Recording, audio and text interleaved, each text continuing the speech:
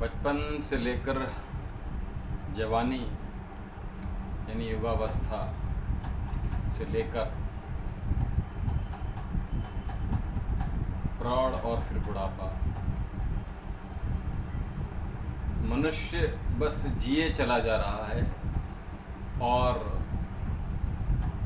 बचपन से लेकर हमें और बुढ़ापे तक मैं समझता हूँ कि जो लोग वेद से दूर हैं, लगभग 80% लोग, 80 से 85% लोग इस संसार में, जिनको नहीं पता कि 84 लाख योनियों की, बहुत सुना है हमने, सभी ने सुना है कि 84 लाख योनियों का सच है क्या।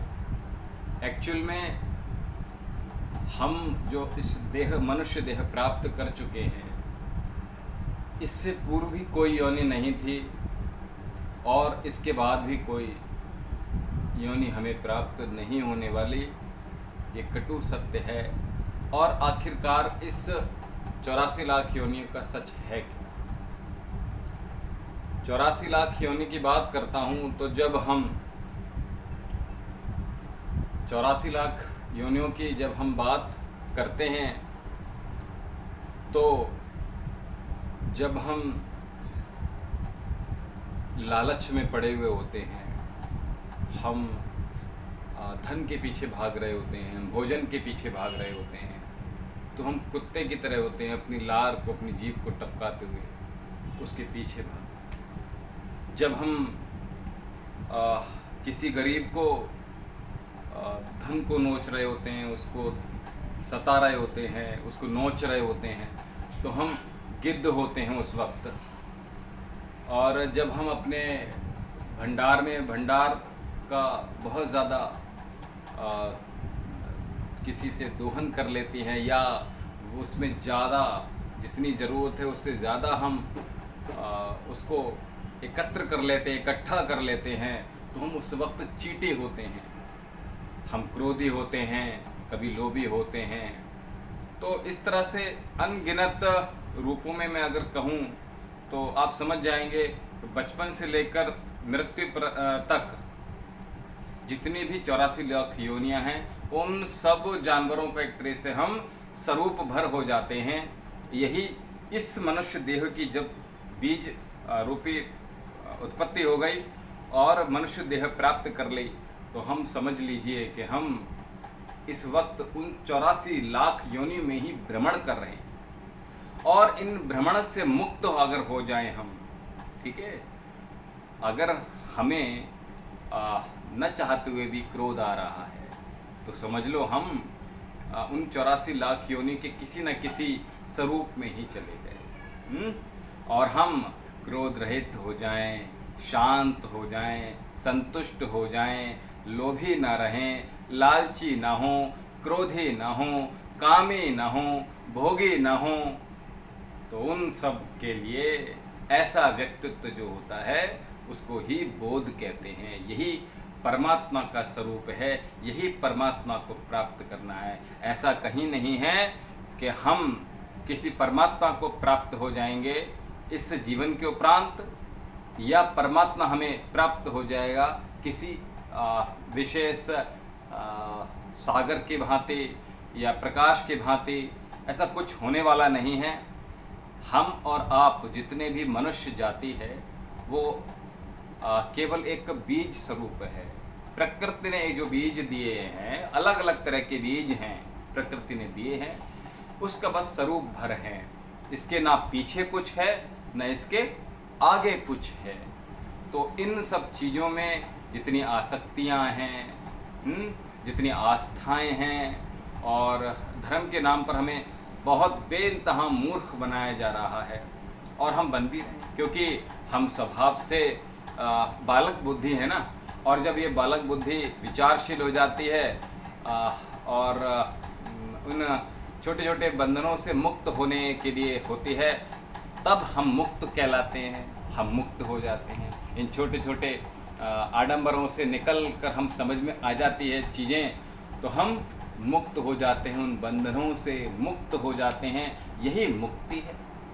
और मनुष्य की अगर मैं बात करूं तो हमें एक वृक्ष की भांति होना चाहिए। वृक्ष बोले तो एक खूब इतना जिसकी खुशबू अगर फैले तो संपूर्ण समाज भर में कोई सांस ले, इतनी ऑक्सीजन होना चाहिए।